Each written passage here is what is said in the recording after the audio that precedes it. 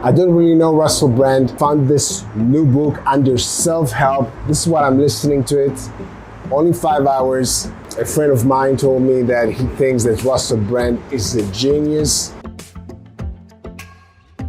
For me, it's just too fluffy. If it was a podcast, I would probably just stop it. If it was a YouTube video, I would stop it. But since I actually got the book through Audible and I paid for it, I'll keep listening. If at this point you're ready for some practical guidance I'm listening to it because it's a self-help book. Yeah, some practical advice. I'd be happy to use some practical advice. If at this point you're ready for some practical guidance and would like some direction, or put less delicately, I know all this shit, Russell. Tell me what to do about it. No problem, aggressive imaginary listener. Here is what I do. See how you can apply these ideas in your own life. Having spent the first part of my life augmenting the self through gratification, fame and indulgence, unconsciously tainting even admirable endeavours in activism through the ego's easy colonisation of righteous action, I am now exploring spiritual solutions, all of which include transcendence of self and the prioritisation of others. All of which include transcendence of self. What is it? Actualizing yourself? Like, this is still vague. And the prioritisation of others. And the prioritization of others, which is noble. It's not, helping others, be at service of others. This is so generic. Yeah, be at the service of others. Yeah, I'm advocating for that as well. I think it's a good thing. But still, is it practical advice? Is it really a self-help book? I try to put myself there, actually listening to his ideas. I find it very difficult. And now he says, yeah, it's not a self-help book. It's going beyond self. Well, yeah, I did 26 days Vipassana. So doing the meditation, going beyond self, this is valuable, but okay, reaching beyond the self, but yeah, helping yourself, doing something for yourself. So you can think about yourself as your mind, as your body, as your consciousness. There's no self. And just sometimes when you redefine everything, again, for me, it's nothingness over nothingness.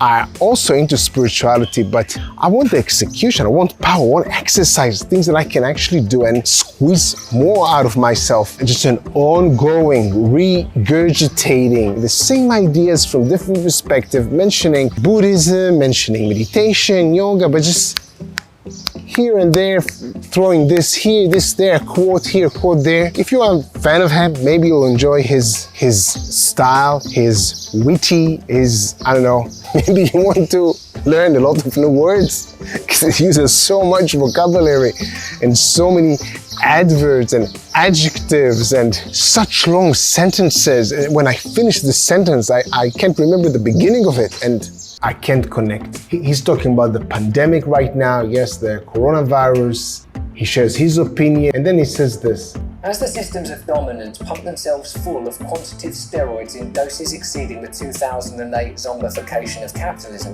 we get a glimpse of where the lines might be drawn. It's just listening to a very long sort of monologue, a speech, a monologue, but it doesn't actually have a beginning, middle, and an end. There is no plot, so it doesn't actually share a story.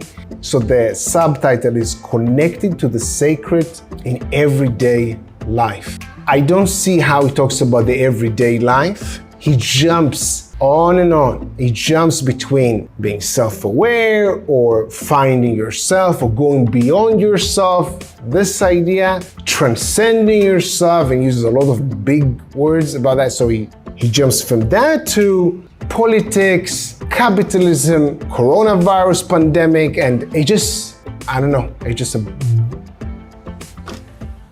too many analogies, long sentences. And I have 4 hours more. Part 4. Even the chapters doesn't make sense. It just randomly, too much for me. First good thing that I find in the book, he's mentioning Mr. Rogers. Right now he's talking about his course, his other book that he made about getting over addiction, which which sounds actually pretty interesting. So to change the world, we need to find the sacred in everyday actions and relationships. What is the sacred? Yeah, I get it. Connecting to the present moment. Okay, you have the book, The Power of Now. Very powerful book. Right now, I would read that instead. Even listen to it again. So one thing, I was pretty interested in Russell Brand's 12-step. I think this is valuable. This is another book, it's not the same book. And I actually have the steps right here in front of me. He puts it on his website for free. So that's nice. I can put the link if you want below. It does present ideas about being in the moment, about enjoying the journey, about finding the sacred in everyday lives. Yes, he has this message. If you enjoy his style and you might enjoy it, I don't actually get it. He mentioned people that I'm really passionate about. Wim Hof, I did Wim Hof all 10-day course. So I'm excited about Wim Hof. He doesn't really share what I would like to share about him going through Wim Hof method and how it helped him in his life. So it can be summarized like this. He's on a spiritual journey.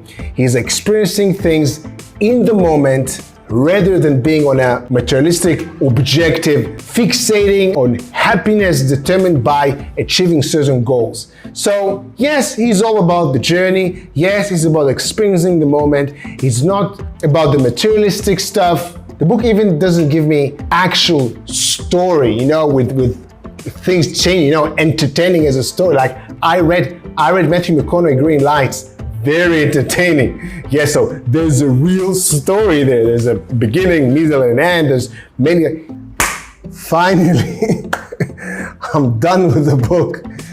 I didn't really enjoy it. The last hour, 2 hours, I was starting cleaning the house just to use the time and make it more, valuable.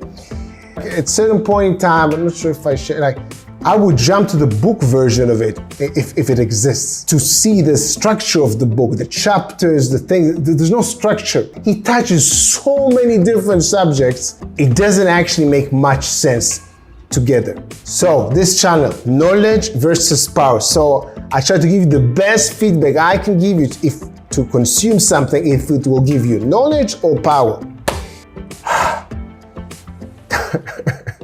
Well, the bottom line, not much knowledge and not much power. Yes, he does put 2 minutes about explaining a certain breathing technique that he used doing a specific yoga thing. So this is an actual exercise. It's not his exercise. He does present it. You can actually practice it and get some benefits. Okay, so this is the only power, actually something that he shares with you, a tool that you can actually use. Knowledge, well, I think I don't see much knowledge here, yeah? He does reiterate some powerful concepts, but it's too much convoluted inside itself. That's it, knowledge versus power, a little bit of knowledge, and that's it. My opinion.